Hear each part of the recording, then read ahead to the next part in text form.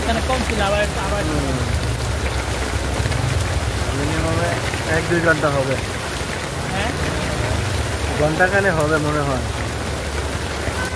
এমনি খাইতে চাইছি হুম, তো ওইটুকুই কালকে আবার প্রচুর বন্যার ইয়ান আছে না, ঘূর্ণিঝড় শক্তি 21-22।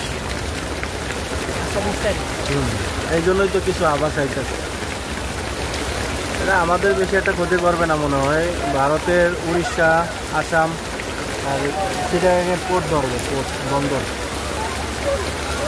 মানে ওই আর কিছু আভাস তো আসবে দিকে। আমাদের এই সুন্দরবনের এরিয়া না আমরা এই কারণে সুন্দরবন গাছগাছলা যদি থাকতো তাহলে আমরা কিছু বলতাম না, ভাঙনে শীতের ঘূর্ণিঝড়ে আক্রমণ করেন ভাঙনে গেছে কাইটা নিয়ে যায় রাতে রাতারে চুরি করে।